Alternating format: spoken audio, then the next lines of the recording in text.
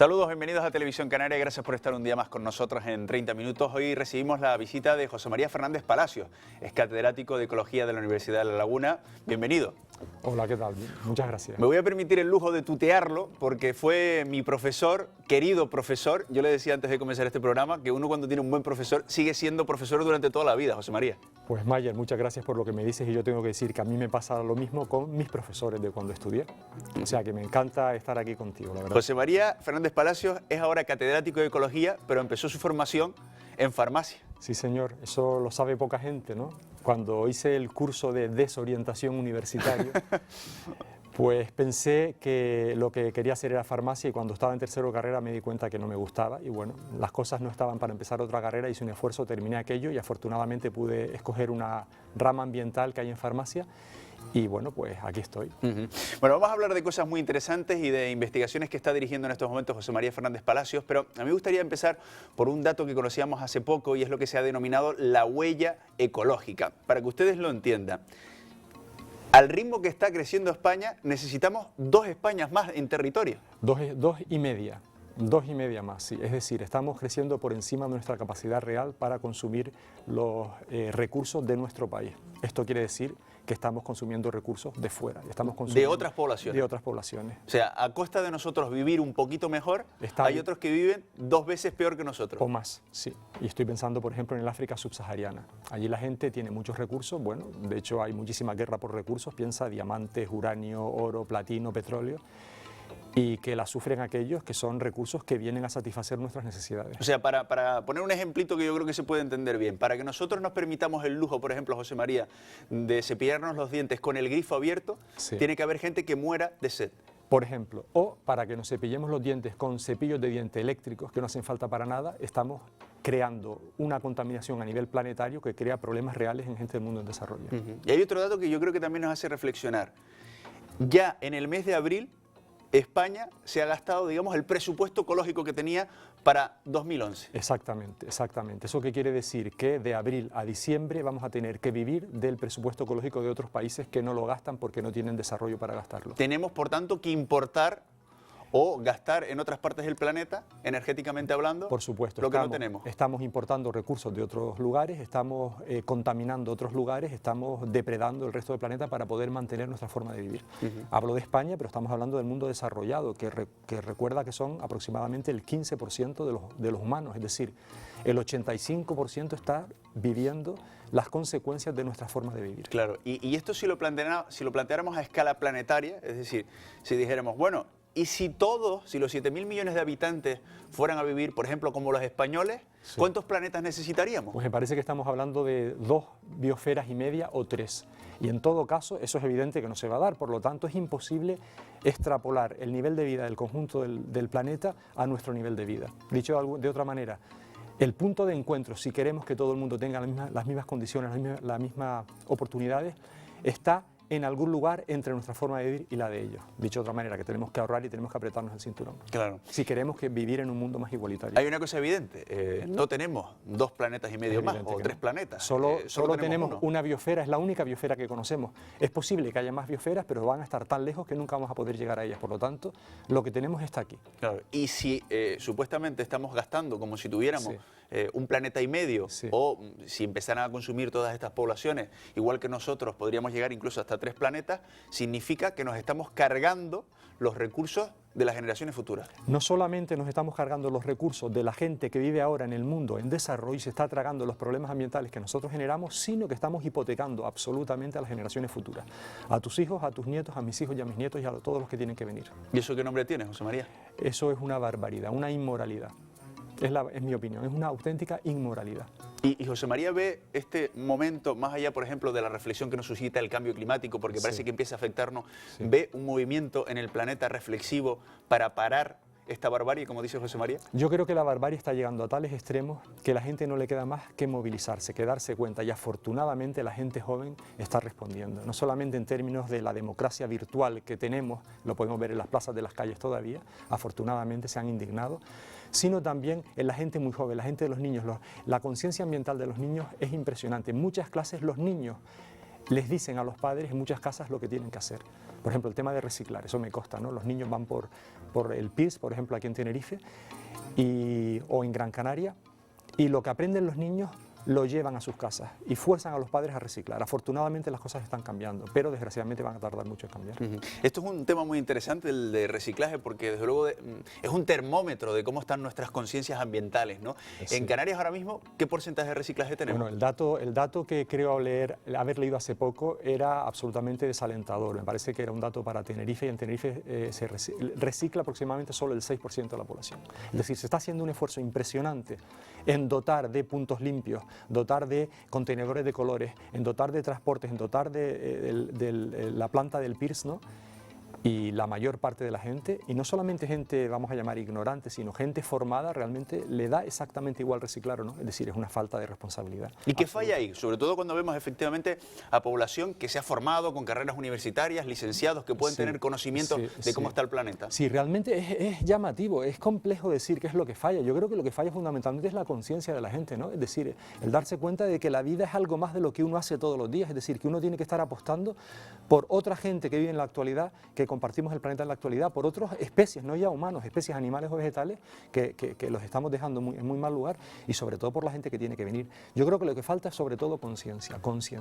Estamos en un momento crucial, porque estamos ante una crisis que nos hace reflexionar en muchos aspectos, pero cuando hablamos con los economistas nos dicen, por ejemplo, ¿no? Voy a poner este dato, para volver a crear empleo tenemos que crecer al 2,5%. Y después hacemos otra reflexión. ¿Y qué significa crecer?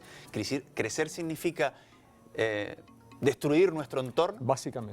Básicamente, es decir, estamos en un sistema en el que crear puestos de trabajo, que obviamente es loable y es necesario para la gente que no lo tiene, que lo ha perdido, implica el destruir nuestro entorno. Es decir, ¿por qué? Porque ¿cómo crecemos? Canarias crece fundamentalmente con el turismo y la construcción, que son sinónimos de destrucción del entorno, y solo hay que echar un vistazo a las costas de las islas. Es decir, hasta los años 60, cuando Canarias era una sociedad eminentemente agrícola, las costas estaban inmaculadas. En algunos lugares existían cultivos de exportación, es cierto, pero inmaculadas. Con el cambio de modo de desarrollo económico pasamos de la agricultura a recibir turismo de masas. La agricultura se abandona, pasamos del 70% del sector primario a la actualidad creo que es un 3 o un 4, un exiguo 3 o 4 agricultura, importamos el 85% de lo que consumimos. Con una situación de bloqueo naval por cualquier guerra, que como está el tema no podemos desecharla, en una semana nos comemos los unos a los otros. Pasamos a recibir turismo de masas y nos cargamos la costa, la destrozamos. El resultado es que afortunadamente las medenias se pueden recuperar, se está recuperando la laurisilva, el termófilo se está recuperando espontáneamente, porque el uso que se hizo de aquellos lugares fue sostenible, pero en las costas no. Las costas no las hemos destrozado, cargado. ¿Por qué? Porque el modelo de desarrollo económico que impera en Canarias necesita más turistas, necesita más construcción, más carreteras, más puestos, más aeropuertos, más campos de golf, y estamos matando la gallina de los huevos de oro, que es la naturaleza de Canarias. Que sin duda, esa tendencia se puede parar dándole trabajo y dándole ocupación a todas esas personas que lo necesitan en estos momentos? Yo creo que no soy economista y es un tema muy complicado, eso es evidente, ¿no? Pero yo creo que lo más importante es que tenemos que plantearnos realmente qué es lo que estamos haciendo, ¿no? Es decir, el modelo de desarrollo económico que hemos seguido hasta ahora, ¿a dónde nos está llevando? Más allá de a llenar las islas de casas, de carreteras y de gente que viene, con todo el derecho del mundo, vienen atraídos por un modelo de desarrollo que les está llamando. Estamos en una situación en que vivimos una insostenibilidad permanente, ¿no? Si seguimos esa curva, José María, porque esto también tiene una implicación ecológica y económica, si seguimos esa curva, sabiendo que nuestro principal atractivo es el turístico y nuestros paisajes, ¿puede llegar un momento en que se enfrente atractivo a crecimiento? Bueno, yo sé de mucha gente que ha venido a Canarias y que ha prometido no volver en la vida, porque es que lo que ve no llama la atención, es decir, hay si seguimos esa curva, el modelo va a explotar. Yo creo que ya la crisis ha sido un primer toque de atención, ¿no? Yo creo que tenemos que replantearnos las cosas. Canarias tiene una potencialidad bárbara en muchísimas otras cosas. Por ejemplo, sin quitar el turismo, yo soy turista, a mí me encanta hacer turismo, pero hay que cambiar el tipo de turismo. Canarias tiene calidad para que se apueste por turismo de calidad, al menos en las islas donde la situación no es irreversible, ¿no? Estoy pensando, por ejemplo, en las islas occidentales, ¿no? Es decir, allí hay una calidad, no solamente desde el punto de vista naturalístico, paisajístico, de tradiciones, donde muchísima gente pagaría por conocer esas islas. Bueno, Canarias pudimos haber hecho esa apuesta desde el principio. Hay lugares del mundo que, recibiendo un 10% de los turistas que recibimos nosotros, generan los mismos ingresos. Seychelles, Mauricio, Barbados. ¿Por qué? Porque hicieron de entrada una apuesta por la calidad. En Canarias, cuando tuvimos crisis de turismo, En vez de replantearnos el modelo, todos fueron huidas hacia adelante, construyendo más, construyendo más, construyendo más, construyendo peor, peor y peor. Y eso lo tenemos ahora. ¿Es proporcionalmente directo el perfil del turista, el poder adquisitivo del turista, con lo que puede disfrutar y con lo que puede apreciar, ambientalmente hablando? En absoluto. La calidad del turista medio que viene a Canarias es muy, muy realmente baja, ¿no? Poder adquisitivo bajo, el interés, es decir, la gente que viene aquí, muchos, yo sé de alguna encuesta que se ha hecho por colegas de la Universidad de Oxford que nos vienen a ver, que algunos británicos en Tenerife no eran capaces de poner en un mapa en dónde estaban, no sabían si estaban en Tunisia, en Málaga o en Tenerife. Es decir, ese es el turismo que estamos recibiendo. Con excepciones, por supuesto. Estoy pensando en los alemanes mayores que cuando voy al campo a investigar o con los chicos los veo en la última pista con un libro de flora investigando y me preguntan si aquella planta es esa o no. Eso es una excepción maravillosa. Bueno, lo de los alemanes, que les gusta el senderismo, es impresionante porque, por ejemplo, hay libros de senderismo alemanes que están mejor explicados que los que hemos hecho nosotros. Las grandes floras canarias están en alemán. O sea, nosotros tenemos que tirar de nuestros conocimientos de alemán para poder utilizar las floras, es decir, frente a ese turismo, que es un turismo maravilloso, que deja dinero, que se integra, que disfruta de nuestras naturalezas, tenemos el que nos ha llevado a la situación que tenemos, de estar todo construido, masificado, donde la gente viene aquí y ahorra, viniendo aquí, cualquier británico que viene a Canarias ahorra de lo que le costaría su vida en Birmingham o en Manchester, es la realidad, ¿no? Y entonces, bueno, pues eso es una crisis, es tremendo, ¿no? Bueno, seguro que alguno de estos temas saldrá de nuevo por la pasión que le pone José María y por mi inquietud y por mi curiosidad, pero me gustaría abordar algunas de las líneas de investigación muy interesantes que están llevando a cabo entre su grupo de investigadores. Paleoecología, ¿qué es la paleoecología? Sí, la paleoecología es la ecología del pasado. Paleo es pasado en latín, básicamente es tratar de reconstruir el ambiente del pasado. Cuando hablamos de paleoecología no nos vamos muy atrás, geológicamente nos vamos antes de ayer, es decir, podemos estar hablando de lo que llamamos el Holoceno, que son los últimos 10.000 años, o si acaso llegar al Pleistoceno tardío, que podrían ser los últimos 50, 100.000 años, ¿no? Entonces lo que hacemos en paleoecología es tratar de reconstruir cómo eran las Canarias en el pasado. Fundamentalmente cuál era su clima y cuál era la vegetación que existía debido a ese clima. ¿Qué interés tiene esto, José María? Bueno, de entrada tiene el interés de conocer, el interés meramente académico, científico, de conocer cómo eran las Canarias antes de que llegaran los humanos, antes de que llegaran los aborígenes, y, por ejemplo, analizar cuál fue el impacto de los aborígenes sobre nuestra naturaleza. Esto es interesante porque a veces ese sentimiento romántico nos lleva a formular hipótesis como la de los guanches, los aborígenes fueron más ecologistas que nosotros. Sí, el buen salvaje, ¿no? Eso es un San Benito que ha existido en todas las culturas acerca del buen salvaje, pero y que en todas se ha ido demostrando, ¿no? Es decir, los polinesios se ha demostrado con el paso del tiempo, con el desarrollo de la tecnología y de la ciencia, que fueron unos depredadores brutales de ecosistemas y de especies. Los habitantes de las islas del Caribe exactamente igual, y nosotros no podíamos ser menos. Nuestros antepasados llegaron aquí y lo hubiéramos hecho tú y yo también, teníamos que salir adelante, buscarnos la vida, llegaron ellos con animales, con cerdos, con cabras, con ovejas, llegaron con el fuego, eran pastores que sabían que quemando la producción de los pastos se multiplicaba, entonces utilizaron aquello para sobrevivir.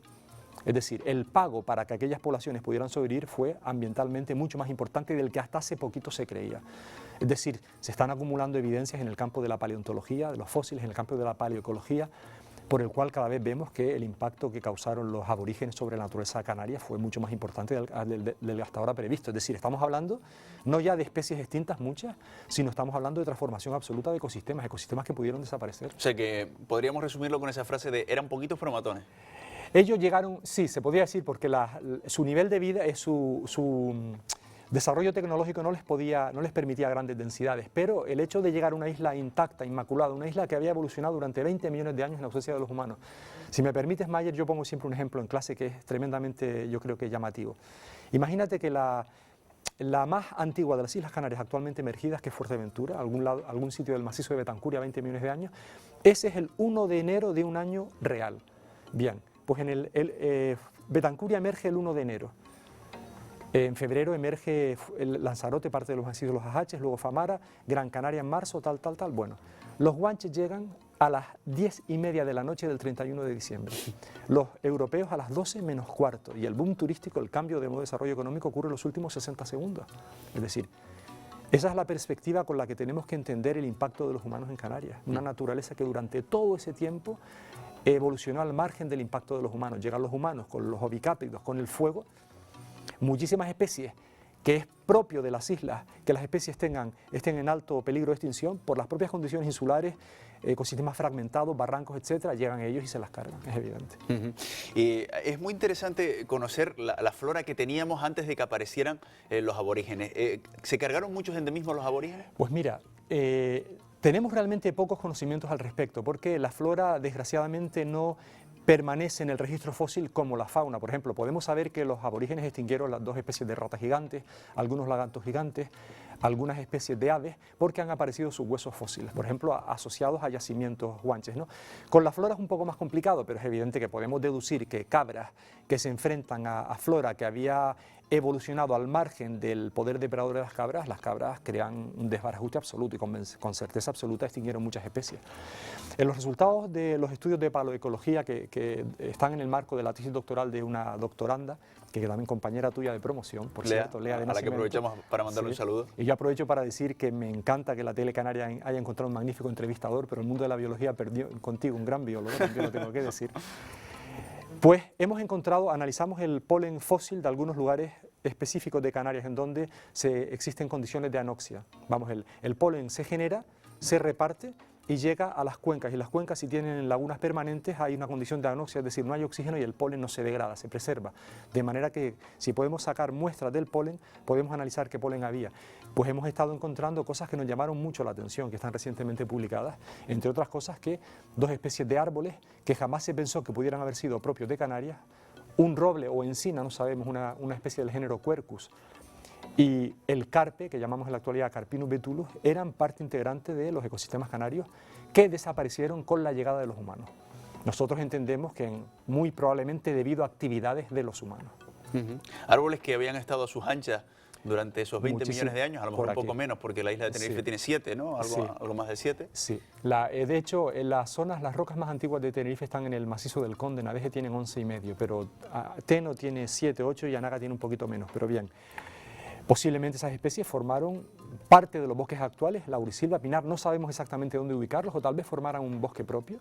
Lo cierto es que con la llegada de los humanos desaparecieron. Digamos que en escala geológica estamos estudiando el ayer, ¿no? Sí, antes de ayer. Aunque estamos hablando de 5.000, 6.000 años, estamos hablando de la historia de la humanidad, ¿no? Pero es muy poquito, porque esos 3.000 años suponen en ese año que te dije, las 2 últimas horas del día 31 de diciembre. Pero claro, las Canarias tienen un recorrido mucho más amplio. Claro.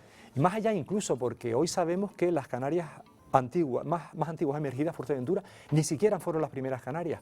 Hubo otras islas Canarias que en la actualidad son montes submarinos que reposan bajo el mar, que fueron en su momento, nacieron como las islas actuales, se elevaron, aumentaron en área, en altitud y luego fueron desmanteladas por la erosión hasta desaparecer bajo el mar.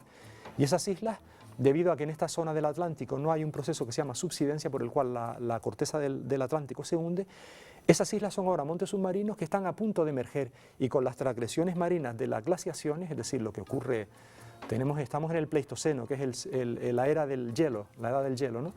Y cada 100.000 años existe un periodo glacial, el nivel del mar baja 120 metros y todas estas islas antiguas vuelven a emerger y forman una cordillera, un rosario de islas que conecta Canarias con Madeira y Canarias y Madeira con la península ibérica. O sea que si dentro de miles de años de nuevo tuviéramos un periodo de glaciación, esas islas se volverían a aflorar, ¿no? Por supuesto, y que vamos a tener un periodo de glaciación, eso no se duda. El problema es que si el calentamiento global que estamos desarrollando va a afectarle retrotrayéndolo hacia atrás o incluso adelantándolo, eso hay teorías al respecto, ¿no? Pero esas islas volverán a aflorar y las islas actuales tendrán configuraciones diferentes. Canarias pasaría de 7.500 kilómetros cuadrados a tal vez 14.000 kilómetros cuadrados.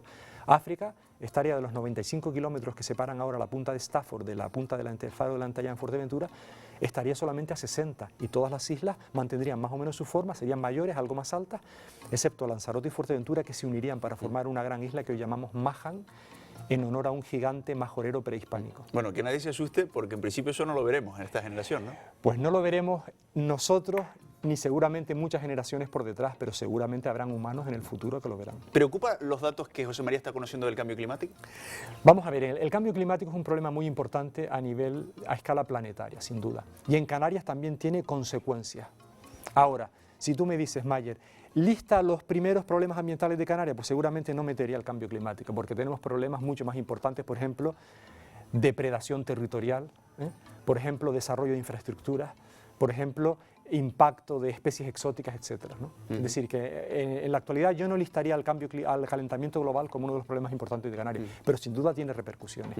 Y estas repercusiones se ven mucho más claramente en el medio marino, porque es más fácil que se vean allí que en el medio terrestre, pero en el medio terrestre también se están empezando a evidenciar. Claro. Nos volvemos a subir a la máquina del tiempo. Sí. Hicimos antes un viaje cortito, vamos a decir, de miles de años, y ahora vamos a hacer uno de millones de años. Muy ¿Con qué bien. nos encontramos en Canarias? Pues mira, si nos echamos 3 millones de años para atrás, nos encontramos con el clima que conocemos en la actualidad, el clima mediterráneo que caracteriza no solo la cuenca del Mediterráneo, sino también Canarias, es decir, que se puede describir en 4 palabras: inviernos húmedos, veranos secos.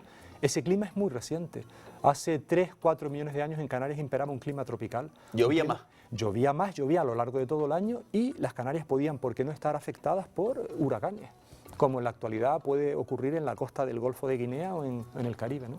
Teníamos un clima muy diferente, entonces habían ¿Temperaturas más altas? temperaturas más altas en aquel entonces, había muchas más precipitaciones y posiblemente la distribución de los ecosistemas en las islas era diferente. La laurisilva no tenía que restringirse al mar de nubes como ocurre en la actualidad, porque el mar de nubes suple su déficit hídrico en el verano, sino que al no haber déficit hídrico en el verano, seguramente la laurisilva tenía una distribución mucho más amplia en ambas vertientes y hacia la cumbre también, ¿no? ¿Y eso cómo lo han deducido? Porque desde luego eso es muy interesante, ¿no? Bueno, esto básicamente se puede deducir con los modelos climáticos, ¿no? Es decir, ¿por qué sabemos que cambió el clima? Porque tenemos fauna malacológica, fauna de caracolas asociadas en el pasado en Canarias a faunas similares ahora en el Cabo Verde, en Senegal o en el Golfo de Guinea. Es decir, esqueletos de especies que en la actualidad viven en Cabo Verde, en el Golfo de Guinea, los tenemos en Canarias hace apenas pocos millones de años. Por lo tanto, sabemos que en Canarias tenía que haber un clima parecido al que hay ahora allí. Y entonces, a partir de ahí deduces qué existía en aquel entonces en el contexto geográfico de aquí. Pues existía un mar de Tetis, es decir, no estaba el Mediterráneo estaba abierto por la zona, hace más millones, tal vez 20 millones de años, la placa arábiga y la placa turca estaban separadas, por donde entraba una gran corriente de agua, una gran corriente circumecuatorial cálida, es decir, Panamá estaba abierto, el mar de Tetis, lo que hoy llamamos Mediterráneo, estaba abierto, y en el planeta había una gran corriente circumecuatorial que repartía el calor por todo el planeta. Todo ese calor venía a la zona europea, a la zona africana. Entonces, en aquel entonces, con un marco radicalmente diferente, allí teníamos ecosistemas diferentes. Hay una cosa que sorprende, pero es que las Islas Canarias existían antes de que existiera el hombre tal y como lo conocemos ahora como Homo sapiens sapiens. Hombre, la historia del Homo sapiens sapiens es muy reciente, apenas tenemos 150.000 años. Por eso era bonita la analogía antes que hacíamos con la aparición del hombre en comparación con un año, ¿no? Claro, fíjate tú, la comparación, si la llegada del ser humano a Canarias ocurre hace 3.000 años, en los últimos hora y media, la aparición de los humanos en el planeta Tierra ocurre en la última semana. Es decir, los humanos somos unos recién llegados a este planeta. Claro. Y ya nos hemos apoderado de todo. Claro. Cuando hablamos de problemas ecológicos, siempre nos planteamos el factor humano, ¿no? Y pensamos en clave humana. Sí. Quiero decir, cuando estamos planteándonos esto de no podemos seguir consumiendo tanto, estamos en la clave de tenemos que conservar este planeta para nosotros. Porque está claro que la vida va a seguir, ¿no? Aunque el hombre desaparezca. La vida va a seguir al margen de nosotros y a pesar de nosotros. A pesar de nosotros, la vida va a seguir, porque la vida tiene una grandísima capacidad de resistir, de sobrevivir. Y se ha demostrado en la historia de la humanidad. Es decir, ha habido muchos momentos críticos, muy críticos para la vida, y la vida siempre ha resistido y ha sobrevivido. Ojo, se han perdido formas. Por ejemplo, nosotros, el que tú y yo estemos aquí hoy en este plató, se debe a que los dinosaurios se extinguieron por el gran meteorito de Chicxulub en la zona marina de la península del Yucatán hace 64 millones de años. Si no, a lo mejor tú serías un brontosaurio y yo un tiranosaurio, o viceversa, ¿me entiendes? Es decir, la vida va a encontrar hueco para salir adelante. Lo que pasa es que no va a ser la vida como la entendemos. Claro, aquí nos podríamos poner un poco filosóficos y podríamos plantearnos, bueno, ¿y si ha llegado o va a llegar en breve el momento de que el humano desaparezca? Sí. A los dinosaurios nadie le preguntó si querían desaparecer, ¿no? No, yo afortunadamente yo creo que ese momento no va a llegar, porque sí que creo que estamos haciendo muchas cosas mal a escala canaria y a escala mundial. Sí que creo también que hay un instinto de supervivencia muy profundo en todos los humanos que nos permitirá darnos cuenta en un momento determinado, señores, aquí hay que cambiar las cosas de arriba abajo. O sea que no podemos seguir por aquí porque por aquí vamos directamente al cangrejo, tenemos que cambiar las cosas. La inteligencia que nos ha proporcionado la evolución nos ha llevado a decir, señores, ahora que nosotros somos los reyes del mambo, esto hay que cuidarlo un poco. Sí. Eso, aunque parece mentira en el mundo en el que vivimos, estoy convencido de que aparecerá. Y entonces habrán crisis y llegará un momento donde la conciencia permitirá decir, señores, tenemos que cambiar las cosas, así no podemos ir a ningún lado porque nuestra frivolidad en este tema está costando miles de especies anuales. Estamos perdiendo especies en el planeta que tal vez alguna de ellas tenga el remedio para el SIDA o para el cáncer, es decir... Y ya no podemos volver atrás. Ya eso es irreversible. La mayor parte de nuestros medicamentos importantes están basados en principios activos de las plantas. La mayor parte de los alimentos, es decir, el 80% de la humanidad se basa en alimentarse de los cereales y de las papas, es decir, 4 alimentos: trigo, millo, arroz y papas. Eso hace posible que hayan 7.000 millones de habitantes en este planeta.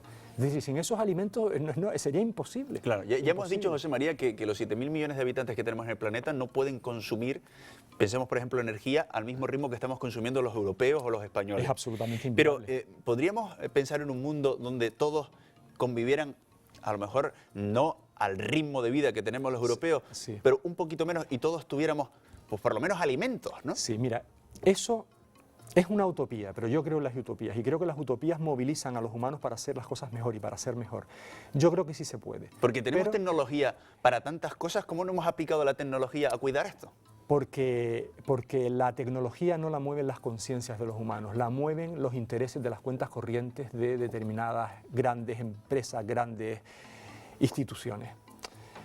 Tenemos la tecnología, hoy se producen alimentos para todo el mundo, es decir, las hambrunas no se deben a que no haya alimentos, hay un problema de distribución, porque alimentos se pueden producir para todo el mundo. Eso sí, hay un coste ambiental muy importante en producir alimentos. Pero ese punto de encuentro para toda la humanidad obviamente no es nuestra calidad de vida. Claro. Nosotros tenemos que asumir que tenemos que apretarnos el cinturón, que tenemos que ahorrar, pero es que tenemos tal capacidad de ahorro, no te imaginas, Mayer, cómo despilfarramos energía en el mundo en el que vivimos. ¿Le sorprende a José María? Porque eso lo hemos reflexionado con la visita también aquí a 30 minutos de algunos investigadores de astrofísica, ¿no? Sí. ¿Le sorprende a José María por qué tanto interés en buscar algo fuera cuando todavía no hemos resuelto los problemas de aquí? Bueno, a mí eso me llama la atención. Desde luego que entiendo el interés en buscar las cosas fuera, porque encontrar vida fuera, encontrar parámetros fuera nos ayuda también en nuestra innata curiosidad y para entender mejor todo lo que hacemos aquí. Pero estamos tratando de buscar vida fuera cuando el 90% de la vida, de las formas de vida que hay en el planeta, ni siquiera las tenemos inventariadas. Es decir, pueden haber 15 millones de especies en el planeta y tenemos catalogadas 1,7 millones.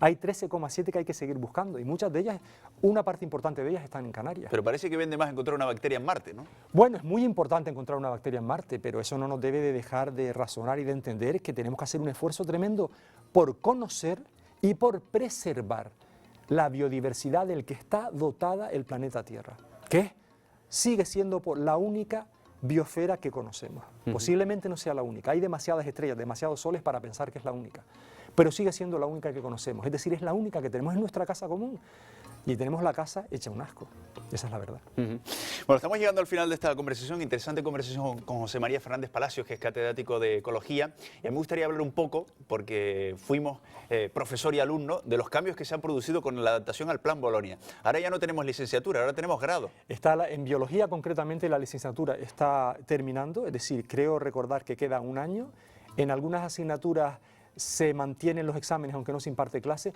y el grado ya ha empezado y este año se comienza el segundo, es decir, la licenciatura será abandonada y el grado reinará. Bueno, como todas las cosas nuevas hay cosas buenas y cosas malas, yo creo que esta es una cosa buena, el grado luego se complementa con másters, de hecho la Facultad de Biología ya oferta un máster de Biodiversidad Terrestre y Conservación en Islas. Que eso sería como la especialidad nuestra. Más o menos, sí, más o menos, pero con la gran salvedad y debido a las directrices que vienen de Bolonia, que los chicos y las chicas tienen que salir a hacer prácticas fuera, es decir, hay que hacer prácticas para tú poder tener todos los créditos del máster, además de pasar una serie de asignaturas y exámenes teóricos, tienes que demostrar haber estado en una institución, en una empresa privada, haciendo durante medio año unas prácticas encaminadas a tu formación y esa empresa privada certifica que lo has hecho bien. Entonces, bueno, la persona que termina un máster es una persona, yo creo desde mi punto de vista, mucho más preparada que cuando terminamos hace 10, 15 años. Aquellos que hicimos ambiental, tendríamos que hacer a lo mejor ahora el máster que va a dirigir José María Fernández Palacio el próximo curso. Bueno, Biodiversidad terrestre y conservación de islas. En islas, sí. Es un máster, es una apuesta muy importante de la Universidad, de la Facultad de Biología, y queremos que sea, bueno, queremos que en Canarias, conociendo la naturaleza, la ecología de Canarias, tenemos que tener algo en islas, ¿no? Y queremos que sea muy atractiva para que venga no solamente gente de aquí, sino gente de fuera. Queremos que el máster sea una referencia en el conjunto del Estado español y también en Europa. La gente de ambiental que tenga ganas de matricularse y seguir aprendiendo cosas o estar al día, pues por supuesto es bien recibido, ¿no?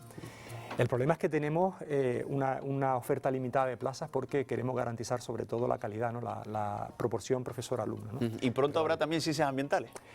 Esa es una línea en la que está trabajando la Universidad de La Laguna y va muy avanzada, creo que hay un programa y me parece que en un par de años La Laguna ofertará el grado de Ciencias Ambientales, que como tú sabes, Mayer, hasta ahora no se ofrece en Canarias, es decir, cualquier canario que quiera estudiar Ciencias Ambientales, entre ellos mi hijo, se ha tenido que ir fuera.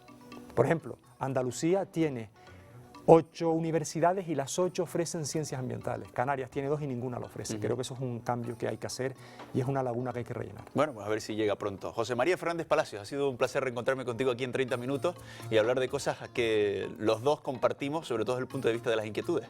También ha sido para mí encontrarte aquí. Veo que desde la tele se puede hacer una labor muy importante, así que te animo a que te sigas trayendo a gente, a que te cuente cosas para que la gente sepa un poco lo que hacemos, porque muchas veces tenemos el problema de que nuestros colegas saben lo que hacemos y la gente que nos mantiene con sus declaraciones de renta no sabe lo que hacemos. Pues es nuestra obligación como televisión pública que somos. Gracias, José María. Pues nada, muchas gracias a ti. Gracias también a todos ustedes por su atención. Espero que hayan disfrutado de esta conversación tanto como yo. Les deseamos a todos un buen día, que lo pasen bien.